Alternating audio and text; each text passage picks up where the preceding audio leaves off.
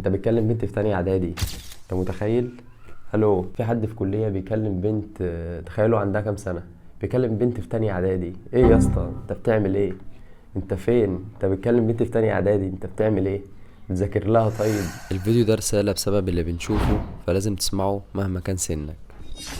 ازيكم يا جماعة، عاملين ايه؟ يا رب دايما تكونوا بخير ودايما متجمعين في فيديو جديد على قناتكم المفضلة كده كده تاج. والنهارده جاي لكم في فيديو جديد. صحيح الصوت ما فيهوش حاجة، انا بس اللي عندي برد فتلاقي صوتي متغير شوية، وده ما يمنعش طبعا ان انا انزل فيديو طويل ونقدم الرسالة دي سوا، لان بقالي تقريبا قرابة 8 ايام مش بنزل فيديوهات طويلة، وباين اصلا على صوتي اللي انا عندي برد وصوتي متغير. فالصوت ما فيهوش حاجة، انا اللي عندي برد. بس الاول عاوزين نوصل الفيديو ده ل 3000 لايك. انا عارف ان انتوا هتخلوه يعدي كده بكتير، فانزل دلوقتي اتاكد انك عامل لايك للفيديو ده ومشترك في القناه ومفعل زر الجرس، عشان اول ما فيديو جديد ينزل لك يبقى انت اول واحد تشوفه. انا على قد ما بقدر بحاول انزل لك كل اسبوع فيديو طويل، وطول الاسبوع طبعا بنزل لك فيديوهات شورتس، فلازم تكون بتشوف الفيديوهات دي ولازم تكمل الفيديو ده للاخر، عشان انا اقول لك في اخر الفيديو ده كذا رساله. الفيديو ده موجه لكل الناس، ولازم تكمل الفيديو ده للاخر عشان كل حد هيشوف الفيديو ده سواء صغير او كبير، فانا هقدم له رساله في الفيديو ده. انا عارف صحيح اول ما شفت الصوره المصغره استفزتك وقلت ان في حد ممكن يكلم القدر ده من البنات. الموضوع ده كان الناس المفروض تتكلم عليه، لان الموضوع ده يعتبر مشكله كبيره في الوقت اللي احنا فيه، ان كله دلوقتي مرتبط، سواء بنت صغيره اول ما بتعدي مثلا سن 13 سنه بتدور اللي هي ترتبط، والولد كذلك. فمثلا عندك زمان لما ولد يكون بيكلم بنت كنا بنقول ازاي الولد ده، سوري في الكلمه، سافل ومفيش منه اتنين، وده لانه شاذ عن القاعده، لانه هو الوحيد اللي كان بيكلم بنات والباقي كله مش بيكلم، فكنا بنقول عليه كده. انما دلوقتي عكس كده تماما، لما تقابل حد وتقول له انت بتكلم كام بنت، يقول لك لا يا عم ماليش في الكلام ده، الدماغ اكبر من كده بكتير. يقول لك ازاي انت مش بتكلم خمسة ستة؟ وده برضه لانه شاذ عن القاعدة، لان هو الوحيد اللي مش بيكلم والباقي كله بيكلم. مفكرنا موضة، مفكرنا حاجة حلوة، فاضيين الى حد ما. وده طبعا بسبب السوشيال ميديا والموبايلات دلوقتي غير زمان.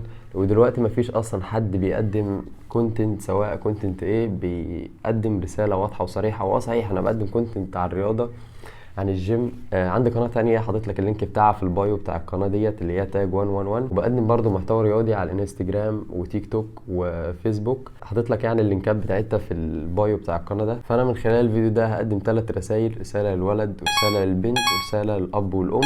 فخليك مكمل الفيديو معايا عشان تعرف ايه هما، فخليك مكمل. اول حاجة رسالة للولد. اول حاجة، انت عارف ان هو كما تدين تدان؟ هتقولي لا يا عم، ده انا بضيع وقتي وبالنسبة لي يعني مش بتسلى بيها، يعني زي ما كله بيقول. يعني الوقت اللي انت بتضيعه ده هو نفس الوقت اللي انت المفروض تطور فيه من نفسك، تعمل فيه شخصيتك. هو الوقت ده اللي المفروض تقرب فيه من ربنا، تلعب رياضة، مش شرط جيم، تلعب فيه اي رياضة.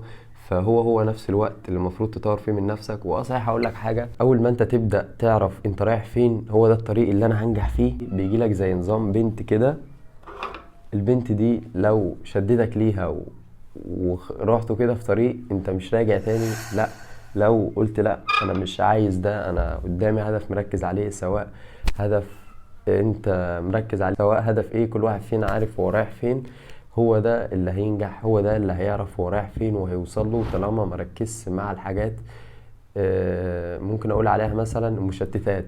فهو ده الشخص اللي هيوصل اللي هو عايزه. واقول لكم موقف بالنسبه للموضوع ده. تقريبا كان في حد قايل لنا اللي هو في حد في كلية بيكلم بنت، تخيلوا عندها كام سنة؟ بيكلم بنت في تانية اعدادي. ايه يا اسطى، انت بتعمل ايه؟ انت فين؟ انت بتكلم بنت في تانية اعدادي، انت بتعمل ايه؟ بتذاكر لها طيب؟ انت متخيل انت بتعمل ايه؟ وحد في الكلية ده مثلا يعمل له كمان، كان في بخلص 23 سنة، اللي هو اكبر مني بكتير. مش عايز اقول انا عندي كام سنة، بس انت بتعمل ايه؟ انت بتكلم بنت في تانية اعدادي، انت متخيل؟ الو، الوقت اللي معاك ده اللي انت مش عارف توديه فين او تضيعه في ايه، هو ده الوقت اللي المفروض تقرب فيه من ربنا، تعمل فيه علاقات كويسة مع ناس كويسة تدلك لطريق كويس، وتنزل تتمرن فيه وتعمل فيه حاجات انت ممكن بعدها تحقق فيها نجاحات كبيرة. لان الوقت اللي انت فيه دلوقتي هو الوقت المناسب، بكرة وقت مش مناسب. فابدأ في الحاجة اللي انت حاببها دلوقتي عشان تنجح فيها بعدين. ما تقولش لا ده انا لسه صغير، العمر هيسحبك وهيجري بيك. فبطل العادات السيئة اللي انت بتعملها. ودي كانت الرسالة للولاد، فدلوقتي هنقول رسالة للبنات. تاني رسالة للبنات. هما كلمتين مش هكتر وهقول لكم معناهم ايه. مفيش حد بيتجوز واحدة بيكلمها. يعني ايه الكلام ده؟ يعني الشخص اللي انت كلمتيه وكسرت الثقة بينك وبين اهلك عشانه، الشخص ده اول ما يلا بقى اتجوزني لا مش هيتجوزك، لان هو كل واحد فينا بيسعى للحاجة اللي هي محدش لمسها غيري. انا عايز الحاجة المقفولة، كله بيسعى لكده. مفيش حد بياخد حاجة سوري في الكلمة مستعملة، انا اسف. فالشخص ده اول ما انت تقولي له كده هيحس اللي هو ما دي لو محترمة ما كانتش كلمتني من الاول. هو هيقول لك الكلمتين دول، او هيقول بينه وبين نفسه، ولو قالهم لك فانت نفسك على طول. انت اكيد فهمت ده. فالرساله من الفكره دي مش ان انا اتريق او اقول اي حاجه غير المعنى اللي انا هقوله لك دلوقتي. الشخص اللي انت بتسعى ان انت تكسبي حبه، الشخص ده مش هيحبك قد والدك والدتك اللي هم دايما بيسعوا ان هم يخلوكي مبسوطه ويوفروا لك حياه احسن. فاوعي تخسري دول اللي هو والدك والدتك عشان حد هو في اقرب ملف زي ما بنقول هيسيبك وهيبيعك. فبلاش. فزي ما قلت لك الواحد دايما بياخد الحاجه اللي محدش لمسها اللي محدش كلمها. فدايما اسعي ان انت تكوني الشخص ده. حافظي على نفسك، لان دلوقتي الموضوع الشباب مش بس بتوصل اللي هي تكلمك او تضيع وقت وخلاص. الموضوع ممكن يتطور عن كده، يوصل لحاجات احنا مش عايزينها. فبلاش بلاش بلاش. ودلوقتي الرسالة التالتة رسالة للأب والأم، فخليك مكمل فيديو معايا.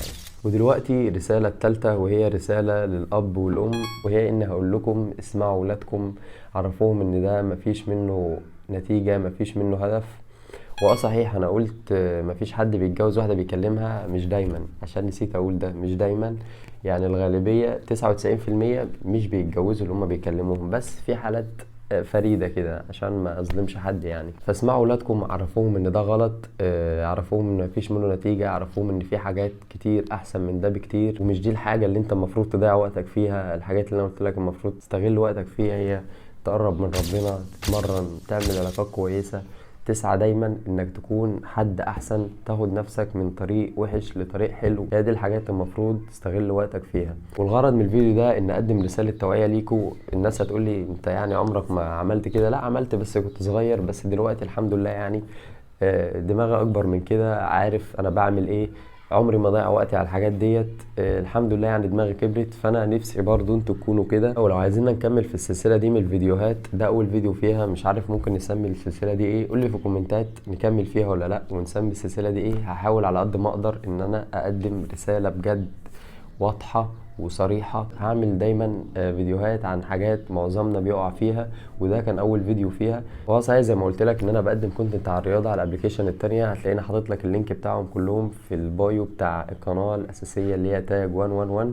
وخش برضو اشترك في القناة التانية اللي انا بقدم فيها برضو كونتنت على الرياضة على اليوتيوب. هتلاقيني برضو حاطط لك اللينك بتاعها في البايو. انزل دلوقتي اتاكد انك عامل لايك الفيديو ده ومشترك في القناة وفعل زر الجرس عشان اول ما فيديو جديد ينزل لك يبقى انت اول واحد تشوفه. واشوفكم في فيديو جديد على قناتكم تاج. سلام.